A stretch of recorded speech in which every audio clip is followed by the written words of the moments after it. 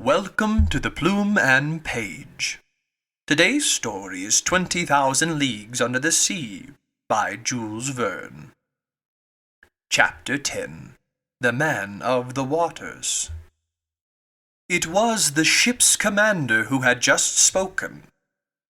At these words Ned Land stood up quickly. Nearly strangled, the steward staggered out at a signal from his superior. But such was the commander's authority aboard his vessel, not one gesture gave away the resentment that this man must have felt toward the Canadian. In silence we waited for the outcome of this scene. Conseil, in spite of himself, seemed almost fascinated. I was stunned. Arms crossed, leaning against a corner of the table, the commander studied us with great care. Was he reluctant to speak further? Did he regret those words he had just pronounced in French? You would have thought so. After a few moments of silence, which none of us would have dreamed of interrupting, "Gentlemen," he said in a calm, penetrating voice, "I speak French, English, German, and Latin with equal fluency. Hence I could have answered you as early as our initial interview.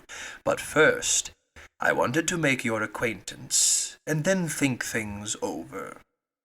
Your 4 versions of the same narrative, perfectly consistent by and large, established your personal identities for me. I now know that sheer chance has placed in my presence Professor Pierre Arjona, specialist in natural history at the Paris Museum, and entrusted with a scientific mission abroad. His manservant Conseil, and Ned Land, a harpooner of Canadian origin aboard the Abraham Lincoln, a frigate in the National Navy of the United States of America." I bowed in agreement. The commander hadn't put a question to me, so no answer was called for. This man expressed himself with perfect ease and without a trace of an accent. His phrasing was clear, his words well chosen, his facility in elocution remarkable. And yet, to me, he didn't have the feel of a fellow countryman. He went on with the conversation as follows. "No doubt, sir, you felt that I waited rather too long before paying you this second visit. After discovering your identities, I wanted to weigh carefully what policy to pursue toward you. I had great difficulty deciding. Some extremely inconvenient circumstances have brought you into the presence of a man who has cut himself off from humanity. Your coming has disrupted my whole existence." "Unintentionally," I said. "Unintentionally," the stranger replied, raising his voice a little. "Was it unintentionally that the Abraham Lincoln hunted me on every sea? Was it unintentionally that you traveled aboard that frigate? Was it unintentionally that your shells bounced off my ship's hull? Was it unintentionally that Mr. Ned Land hit me with his harpoon?" I detected a controlled irritation in these words, but there was a perfectly natural reply to these charges, and I made it. "Sir," I said, "you're surely unaware of the discussions that have taken place in Europe and America with yourself as the subject. You don't realize that various accidents caused by collisions with your underwater machine have aroused public passions on those 2 continents. I'll spare you the innumerable hypotheses with which we've tried to explain this inexplicable phenomenon, whose secret is yours alone. But please understand that the Abraham Lincoln chased you over the Pacific high seas in the belief it was hunting some powerful marine monster, which had to be purged from the ocean at all cost." A half-smile curled the commander's lips. Then, in a calmer tone, "Professor Arjona," he replied, "do you dare claim that your frigate wouldn't have chased and cannonaded an underwater boat as readily as a monster?" This question baffled me, since Commander Farragut would certainly have shown no such hesitation.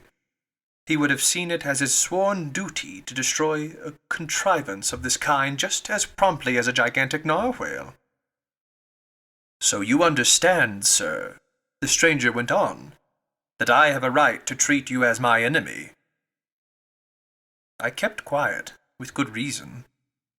What was the use of debating such a proposition when superior force can wipe out the best arguments? "It took me a good while to decide," the commander went on. "Nothing obliged me to grant you hospitality. If I were to part company with you, I'd have no personal interest in ever seeing you again. I could put you back on the platform of this ship that has served as your refuge. I could sink under the sea, and I could forget you ever existed. Wouldn't that be my right?" "Perhaps it would be the right of a savage," I replied, "but not that of a civilized man." "Professor," the commander replied swiftly, "I'm not what you term a civilized man. I've severed all ties with society for reasons that I alone have the right to appreciate. Therefore, I obey none of its regulations, and I insist that you never invoke them in front of me." This was plain speaking. A flash of anger and scorn lit up the stranger's eyes, and I glimpsed a fearsome past in this man's life. Not only had he placed himself beyond human laws, he had rendered himself independent, out of all reach, free in the strictest sense of the word. For who would dare chase him to the depths of the sea when he thwarted all attacks on the surface? What ship could withstand a collision with his underwater monitor? What armor plate, no matter how heavy, could bear the thrusts of his spur? No man among men could call him to account for his actions. God, if he believed in him, his conscience, if he had one, these were the only judges to whom he was answerable. These thoughts swiftly crossed my mind while this strange individual fell silent, like someone completely self-absorbed. I regarded him with a mixture of fear and fascination, in the same way, no doubt, that Oedipus regarded the Sphinx. After a fairly long silence, the commander went on with our conversation.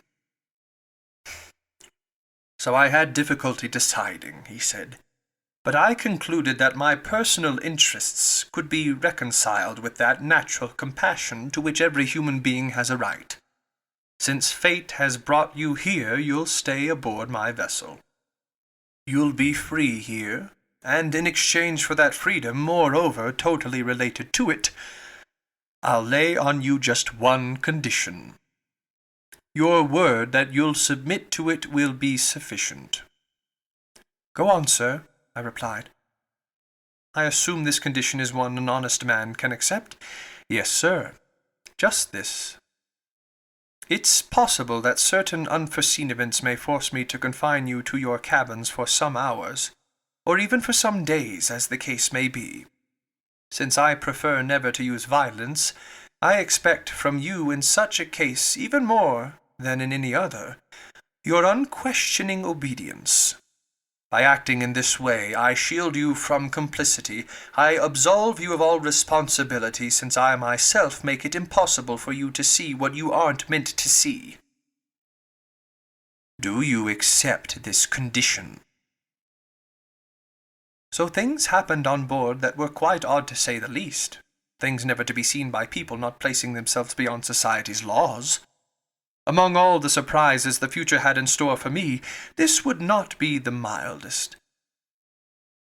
"We accept," I replied. "Only, I'll ask your permission, sir, to address a question to you, just one." "Go ahead, sir." "You said we'd be free aboard your vessel?" "Completely." "Then I would ask what you mean by this freedom." "Why, the freedom to come, go, see, and even closely observe everything happening here, except under rare circumstances. In short, the freedom we ourselves enjoy, my companions and I." It was obvious that we did not understand each other. "Pardon me, sir," I went on. but that's merely the freedom that every prisoner has, the freedom to pace his cell. That's not enough for us. Nevertheless, it will have to do. What? We must give up seeing our homeland, friends, and relatives ever again? Yes, sir. But giving up that intolerable earthly yoke that some men call freedom is perhaps less painful than you think. By thunder! Ned Land shouted. I'll never promise I won't try getting out of here. I didn't ask for such a promise, Mr. Land. The commander replied coldly. Sir, I replied, flaring up in spite of myself, you're taking unfair advantage of us. This is sheer cruelty. No, sir. It is an act of mercy. You're my prisoners of war. I've cared for you when, with a single word, I could plunge you back into the ocean depths. You attacked me. You've just stumbled on a secret no living man must probe, the secret of my entire existence. Do you think I'll send you back to a world that must know nothing more of me? Never. By keeping you on board, it isn't you whom I care for, it's me. These words indicated that the commander pursued a policy impervious to arguments. Then, sir, I went on, you give us quite simply a choice between life and death? Quite simply. My friends, I said, to a question couched in these terms, our answer can be taken for granted, but no solemn promises bind us to the commander of this vessel. None, sir. The stranger replied. Then, in a gentler voice, he went on. Now, allow me to finish what I have to tell you. I've heard of you, Professor Arjona. You, if not your companions, won't perhaps complain too much about the stroke of fate that has brought us together. Among the books that make up my favorite reading, you'll find the work you've published on the great ocean depths. I've pored over it. You've taken your studies as far as terrestrial science can go, but you don't know everything because you haven't seen everything. Let me tell you, Professor, you won't regret the time you spend aboard my vessel. You're going to voyage through a land of wonders. Stunned amazement will probably be your habitual state of mind. It will be a long while before you tire of the sights constantly before your eyes. I'm going to make another underwater tour of the world. Perhaps my last, who knows? And I'll review everything I've studied in the depths of these seas that I've crossed so often. And you can be my fellow student. Starting this very day, you'll enter a new element. You'll see what no human being has ever seen before, since my men and I no longer count. And thanks to me, you're going to learn the ultimate secrets of our planet. I can't deny it. The commander's words had a tremendous effect on me. He had caught me on my weak side, and I momentarily forgot that not even this sublime experience was worth the loss of my freedom. Besides, I counted on the future to resolve this important question, so I was content to reply, Sir, even though you've cut yourself off from humanity, I can see that you haven't disowned all human feeling. We're castaways, whom you've charitably taken aboard. We'll never forget that. Speaking for myself, I don't rule out that the interests of science could override even the need for freedom, which promises me that, in exchange, our encounter will provide great rewards. I thought the commander would offer me his hand to seal our agreement. He did nothing of the sort. I regretted that. One last question, I said, just as this inexplicable being seemed ready to withdraw. Ask it, Professor. By what name am I to call you? Sir, the commander replied, to you, I'm simply Captain Nemo. To me, you and your companions are simply passengers on the Nautilus. Latin, Nemo means no one. Captain Nemo called out, A steward appeared. The captain gave his orders in that strange language I couldn't identify. Then, turning to the Canadian and Conseil, "A meal is waiting for you in your cabin," he told them. "Kindly follow this man." "That's an offer I can't refuse," the harpooner replied. After being confined for over 30 hours, he and Conseil were finally out of this cell. "And now, Professor Arronat, our own breakfast is ready. Allow me to lead the way." "Yours to command, Captain." I followed Captain Nemo, and as soon as I passed through the doorway, I went down a kind of electrically lit passageway that resembled a gangway on a ship. After a stretch of some 10 meters, a second door opened before me. I then entered a dining room, decorated and furnished in austere good taste. Inlaid with ebony trim, tall oaken sideboards stood at both ends of this room, and sparkling on their shelves were staggered rows of earthenware, porcelain, and glass of incalculable value. There, silver-plated dinnerware gleamed under rays pouring from light fixtures in the ceiling, whose glare was softened and tempered by delicately painted designs. In the center of this room stood a table richly spread. Captain Nemo indicated the place I was to occupy. "Be seated," he told me, "and eat like the famished man you must be." Our breakfast consisted of several dishes whose contents were all supplied by the sea, and some foods whose nature and derivation were unknown to me. They were good, I admit, but with a peculiar flavor to which I would soon grow accustomed. These various food items seemed to be rich in phosphorus, and I thought that they, too, must have been of marine origin. Captain Nemo stared at me. I had asked him nothing, but he read my thoughts, and on his own he answered the questions I was itching to address him. "Most of these dishes are new to you," he told me, "but you can consume them without fear. They're healthy and nourishing. I renounced terrestrial foods long ago, and I'm none the worse for it.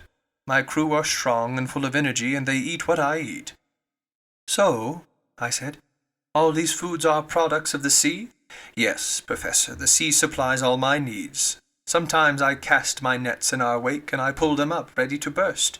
Sometimes I go hunting right in the midst of this element that has long seemed so far out of man's reach, and I corner the game that dwells in my underwater forests. Like the flocks of old Proteus, King Neptune's shepherd, my herds graze without fear on the ocean's immense prairies. There I own vast properties that I harvest myself, and which are forever sown by the hand of the Creator of all things." I stared at Captain Nemo in definite astonishment, and I answered him, "Sir, I understand perfectly how your nets can furnish excellent fish for your table. I understand less how you can chase aquatic game in your underwater forests. But how a piece of red meat, no matter how small, can figure in your menu, that I don't understand at all." "Nor I, sir," Captain Nemo answered me. "I never touch the flesh of land animals. Nevertheless, this," I went on, pointing to a dish where some slices of loin were still left. "What you believe to be red meat, Professor, is nothing other than loin of sea turtle. Similarly, here are some dolphin livers you might mistake for stewed pork. My chef is a skillful food processor who excels at pickling and preserving these various exhibits from the ocean. Feel free to sample all of these foods. Here are some preserves of sea cucumber that a Malaysian would declare to be unrivaled in the entire world. Here's cream from milk furnished by the udders of cetaceans, and sugar from the huge fucus plants in the North Sea. And finally, allow me to offer you some marmalade of sea anemone, equal to that from the tastiest fruits." So I sampled away, more as a curiosity seeker than an epicure, while Captain Nemo delighted me with his incredible anecdotes. "But the sea, Professor Arronat," he told me, "this prodigious, inexhaustible wet nurse of a sea not only feeds me, she dresses me as well. That fabric covering you was woven from the masses of filaments that anchor certain seashells. As the ancients were wont to do, it was dyed with purple ink from the murex snail, and shaded with violet tints that I extract from a marine slug, the Mediterranean sea hare.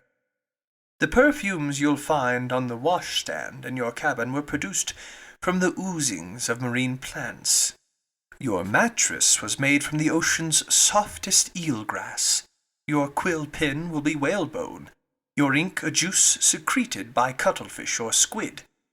Everything comes to me from the sea, just as someday everything will return to it. You love the sea, Captain. Yes, I love it. The sea is the be-all and end-all. It covers 7/10 of the planet Earth. Its breath is clean and healthy. It's an immense wilderness where a man is never lonely, because he feels life astir on every side. The sea is simply the vehicle for a prodigious, unearthly mode of existence. It's simply movement and love. It's living infinity, as one of your poets put it. And in essence, Professor, nature is here made manifest by all three of her kingdoms, mineral, vegetable, and animal. The last of these is amply represented by the 4 zootype groups, 3 classes of articulates, 5 classes of mollusks, and 3 vertebrate classes, mammals, reptiles, and those countless legions of fish, an infinite order of animals totaling more than 13,000 species, of which only 1/10 belong to fresh water. The sea is a vast pool of nature. Our globe began with the sea, so to speak, and who can say we won't end with it? Here lies supreme tranquility. The sea doesn't belong to tyrants. On its surface they can still exercise their iniquitous claims, battle each other, devour each other, haul every earthly horror. But 30 feet below sea level, their dominion ceases, their influence fades, their power vanishes. Ah, sir, live in the heart of the seas. Here alone lies independence. Here I recognize no superiors. Here I'm free. Captain Nemo suddenly fell silent in the midst of this enthusiastic outpouring. Had he let himself get carried away past the bounds of his habitual reserve? Had he said too much? For a few moments he strolled up and down, all a-quiver. Then his nerves grew calmer, his facial features recovered their usual icy composure, and turning to me, "Now, Professor," he said, "if you'd like to inspect the Nautilus, I'm yours to command."